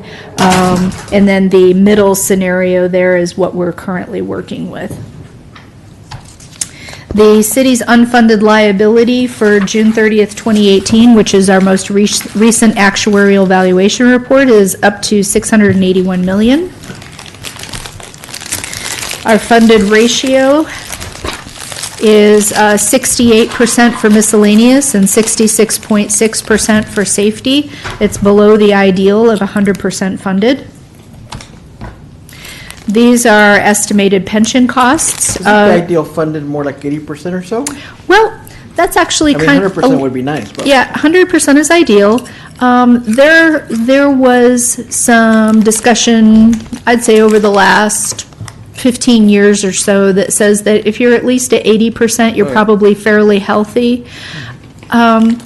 We're starting to get away from that. It's really looking more at the... That's old thinking. Yes. We want to have new Yes, thinking. yes. We want to move into the 21st century, as this young man suggests. So, was the 20th with this city. So we have our 1920 estimated costs in 2021. I have both the employee contributions up there and the expected city contributions. You can see that from 1920 to 2021, our contribution is expected to increase, the city's contribution is expected to increase by a total of about $6.7 million or 11%. As we talked about before, our largest revenues are not increasing by 11%. So that's, these are 2 slides that I updated, and I will email you the updated version. I had a formula error on the next 2 slides, and I apologize for that, but we've got it corrected. And this is our outlook. These numbers are from CalPERS. These are not my numbers, they're theirs. And you can see that they expect our contributions will continue to increase over time. And as a percentage of payroll, increasing over time. So as we talked about, our current contribution this is as a percentage of payroll for the miscellaneous plan is about 44% and about 81% for safety. CalPERS expects that over the next 5 years or so, that's going to increase to 54 and 97% respectively. Yes, yes, combined as a percentage of payroll, yes. So here's the meat and potatoes of the presentation. We know that our contributions are going up over time, or we expect them to. They have been, so we expect that they will continue. So what can we do about it? So we have some options to reduce the future cost. We can set aside money. We've already set aside $500,000, but we can set aside more. We can set aside money internally in a pension stabilization fund where we retain complete control over it and can claw it back in an emergency. This is something that should have been done in the early 2000s, and none of the cities were really doing that. And boy, that was a lesson learned for us all, is that in the early 2000s, CalPERS was not asking for contributions from cities. City contributions were zero or very close to zero.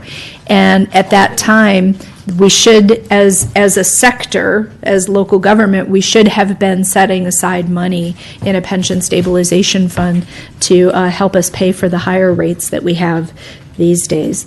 One of the other things that we can do is reduce the amortization period. So CalPERS treats our unfunded liability kind of like a mortgage in that they amortize it over a period of time. In this case, 20 years for each layer of unfunded liability that's added to our total. And so we can ask them to reduce that amortization period. What that does for us, just like it would a mortgage, is it increases the payments, but it saves cost over time, just like you would on a mortgage. We can pay our liability contribution early each fiscal year. Well, our 1920 budget included that for our safety plan, and maybe for 2021 we need to look at our cash flow and determine if we can afford to do that for our miscellaneous plan as well, because typically that saves us 3.5% on our unfunded liability contribution.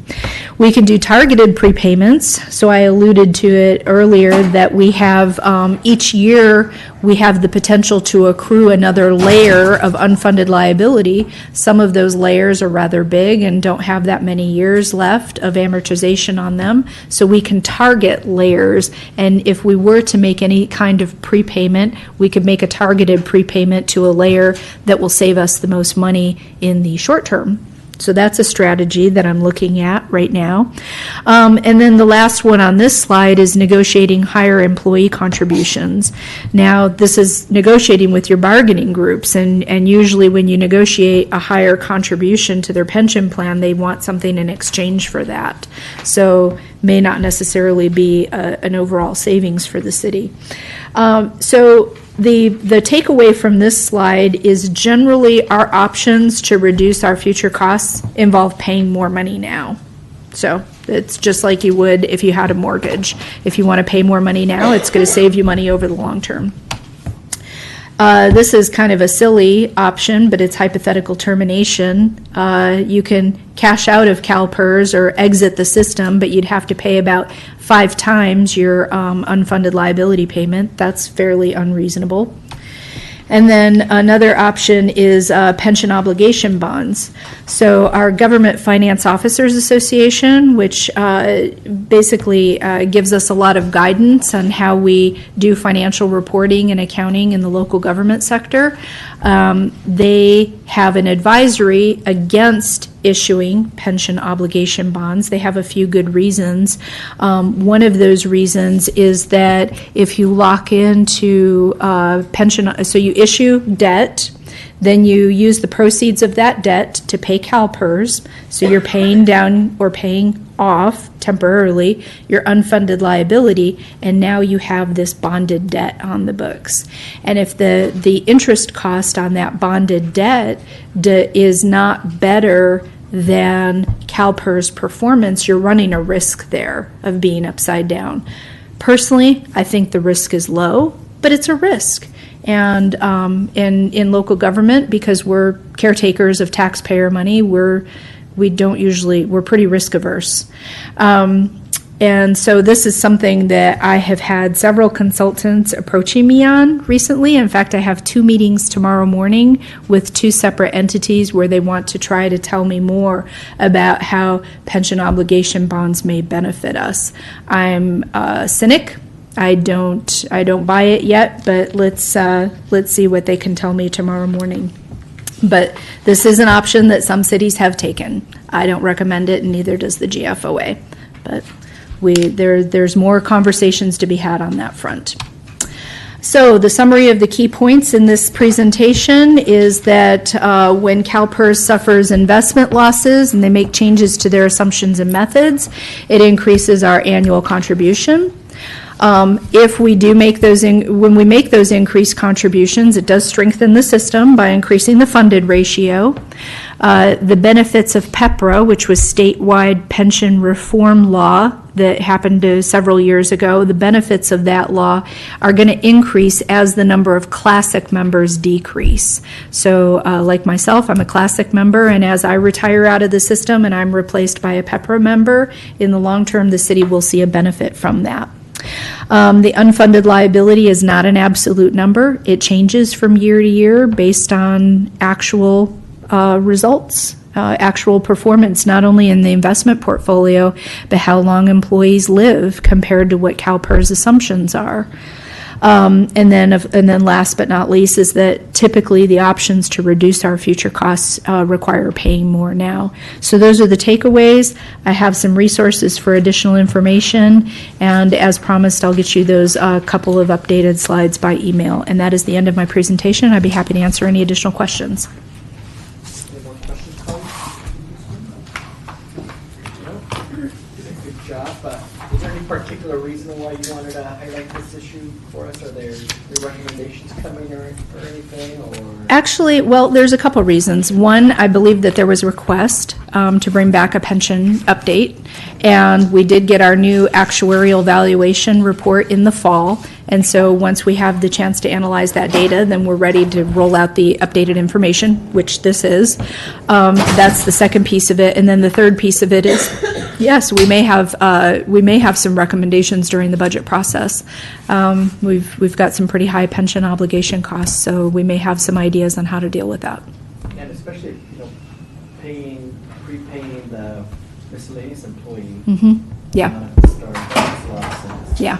Absolutely. If we've got if I feel comfortable that we have the cash flow to do that, that will definitely be one of my recommendations. I think that would be a priority. For the unfunded liability that you've shared with us, it says currently the liability is $681 million. Yes. And that's just as of June of last year. Right. 2018. We will get the June 30th, 2019 data in fall of 2020 from CalPERS. Okay. So the amount based on, I guess, does it accrue interest? I mean, how is Yes. it? So it's going to grow significantly. Huh? Yeah, it basically accrues at the same rate as the investment assumption. So looking out, that's 7%. So absent any other changes, that liability will continue to grow by 7%. Yearly. Exactly. Oh my gosh, that's crazy. So what do we have as and does this also include the post-employment benefits? No. No. This is totally pension. Okay. What is the cost for the post-employment benefits? That is a completely different animal.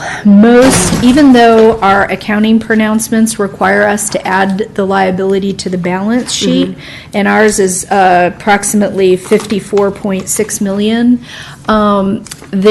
most cities pay as you go. So as we have obligations, we pay for them each year. It's a little bit different than the pension system where, How much are we paying into the post-employment benefits every year? on a pay-as-you-go basis, I'm not sure. Do you know, Sergio? Not at the top, but We can provide that Could information. you? Because because that could give me a full picture on how much Yeah. we owe.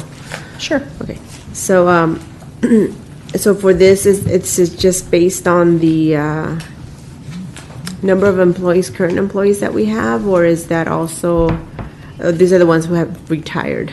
The unfunded liability for the, pension, Oh, there's a significant portion of it that is related to retirees. retirees? Yeah, Okay. they're living longer, and, yeah, they're the ones that are earning the benefits right now. Do you have, a chart that shows how much is going to retirees and how much is it that we're, I guess, projecting for? Unfortunately, CalPERS doesn't provide us with that granular level of detail. Is that something that you can? I can see if I can get it. Let's see. Okay, and those are the questions I have. Questions? Concludes that item. Next item is staff comments. Any additional staff comments from anybody? I don't have any, do you? No? Anybody? Okay. Okay. Seeing none, any additional committee member comments? No? I have none either. A lot of good updates. And we shall have our next meeting on Monday, February 10th at 5 p.m., unless if we call a special meeting. Thank you all very much, and this meeting is